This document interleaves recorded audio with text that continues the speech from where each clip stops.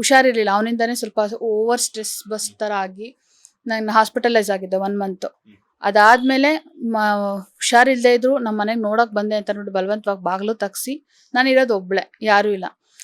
ಬಲವಂತವಾಗಿ ಬಾಗಿಲು ತಗ್ಸಿ 2 mobile switch off ಮಾಡಿ, ಯಾರಿಗಾರು ಫೋನ್ ಮಾಡಿಬಿಡ್ತೀನಿ ಅಂತ ಸ್ವಿಚ್ ಆಫ್ ಮಾಡಿ ಮೂಗಿಡ್ದು ನನಗೆ ಒಂದು ಎಣ್ಣೆ ಕುಡಿಸಿ ಒಂದು ಲೈಂಗಿಕ ದೌರ್ಜನ್ಯ ಮಾಡಿ ಅದ್ರದ್ದು ಖಾಸಗಿ ವಿಡಿಯೋ ಮಾಡ್ಕೊಂಡು ಹೋಗ್ತಾನೆ.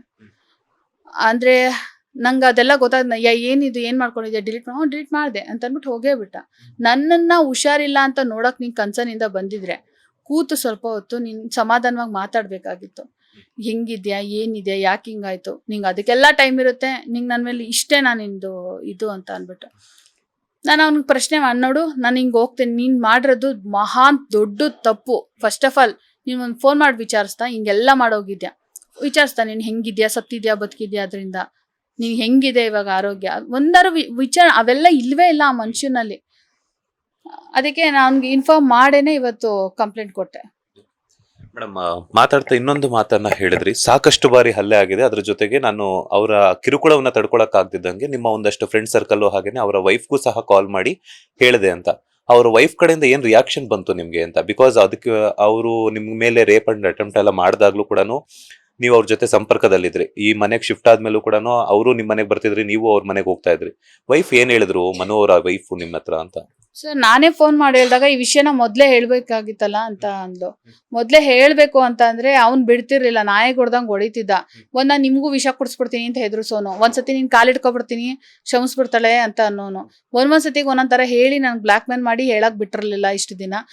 ನಿನಗ್ ಬಿಡು, ನನ್ನ ಜೊತೆ ಇರೋ ಕ್ಲೋಸ್ ಫ್ರೆಂಡ್ಸ್ಗಳೇ ಹೇಳಕ್ ಬಿಡ್ತಿರ್ಲಿಲ್ಲ ಅವನು ಅಂತ ಅವಳಿಗೆ ಹೇಳ್ದೆ. ಅದಾದ್ಮೇಲೆ ಒಂದ್ ಸ್ವಲ್ಪ ಈ ಒಂದು ಜಗಳಗಳಲ್ಲಿ ಒಂದಿನ ಏನ್ ಮಾಡ್ತಾನೆ, ಕೈ ಹಿಡ್ದು ದರ ನಾನು ಹೆಂಡ್ತಿ ಕಂಪ್ಲೇಂಟ್ ಕೊಡಕ್ ಹೋಗ್ತಿದ್ದೆ.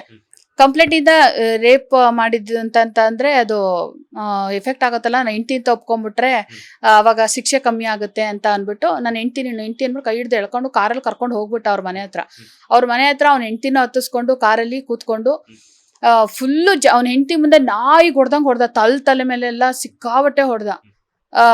ಆಮೇಲೆ ಅವ್ನ ಹೆಂಡತಿ ಎದುರುಗಡೆ ಅವ್ರಿಬ್ರು ಸೇರ್ಕೊಂಡು ನನ್ನ ಮೇಲೆ ಫುಲ್ ನಂಗೆ ಏನ್ ನಡೀತಿದೆ ಅನ್ನೋದೇ ಅರ್ಥ ಆಗ್ತಿಲ್ಲ. ಫಸ್ಟ್ ಆಫ್ ಆಲ್ ಮೋಸ ಮಾಡಿದ್ದ ಅವನೇ ನಿಂತ್ಕೋಬೇಕು ನನ್ನ ಜೊತೆಗೆ.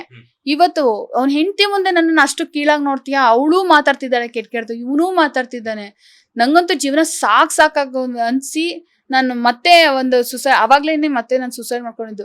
ಏನಪ್ಪ ಜೀವನ ಇದು, ಇವನ್ ಮೋಸ ಮಾಡಿದಕ್ಕೆ ಇವತ್ತು ನಾನು ಇಷ್ಟೆಲ್ಲ ಓದಿ ಇದ್ ಮಾಡ್ಕೊಂಡು ಇವನಿಂದ ಅನುಭವಿಸ್ಬೇಕಿತ್ತಲ್ಲ, ಆ ತರ ಎಲ್ಲ ನೋವಾಗ್ಬಿಟ್ಟಿತ್ತು. ಈಗ ಅವ್ರ ಹೆಂಡತಿ ಮುಂದೆ ನಿಮ್ಗೆ ಬೈದಾಗ ಅಥವಾ ಒಡಿಯಕ್ ಬಂದಾಗೆಲ್ಲಾನು ಕೂಡ ಅವ್ರ ಹೆಂಡತಿ ತಡಿಲಿಲ್ವಾ? ಮತ್ತೆ ಯಾಕಂದ್ರೆ ಒಂದಷ್ಟು ಮಾತುಗಳನ್ನ ಅವ್ರ ಹೆಂಡತಿ ನಿಮ್ಗೂ ಸಹ ಬೈತಾ ಇದ್ರು ಅಂತಂದ್ರು. ಸೊ ಈ ವಿಚಾರ ಗೊತ್ತಾದ್ಮೇಲೆ ಅವ್ರು ನಿಮ್ಮನ್ನ ಅವ್ರು ಒಡಿಯೋದನ್ನ ತಡಿಯಕ್ ಬರ್ಲಿಲ್ವಾ ಅಂತ? ಅವಳೇ ಕೈ ಎತ್ಕೊಂಡ್ ಬಂದಿದ್ಲು. ಫಸ್ಟ್ ಆಫ್ ಆಲ್ ಅವಳೇ ಸರಿ ಇಲ್ಲ.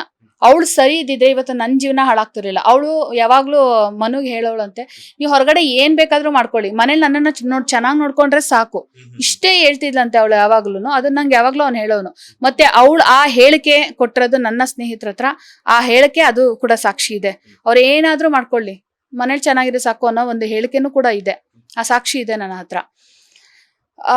ಆ ತರ ಗಂಡನ್ನ ಅದ್ಬಸ್ತೆ ಅವಳು ಬರೀ ಮದ್ವೆ ಆಗ್ಬಿಟ್ಟು ಮನೇಲಿ ಮುಸ್ರೆ ಪಾತ್ರೆ ತಿರ್ಕೊಂಡಿರ್ಬಿಟ್ರೆ ಅದಾಗಲ್ಲ. ಇನ್ನೊಬ್ರು ಮನೆ ಹಾಳಾಗಿರೋದಕ್ಕೆ ಕಾರಣ ಅವಳು ಸರಿಯಾಗಿ ಕ್ಲಾಸ್ ತಗೊಂಡು ಅವಳು ಏನಿದು ಹಿಂಗೆ ಅಂತ ಕೇಳ್ಕೊಂಡು ಬಂದಿದ್ದಿದ್ರೆ ಇವತ್ತು ನನ್ನ ಜೀವನ, ನಾನು ಯಾವನ್ನೋ ಮದ್ವೆ ಆಗೋದು ಲೈಫ್ ಅಲ್ಲಿ ಸೇವ್ ಆಗ್ತಿತ್ತು.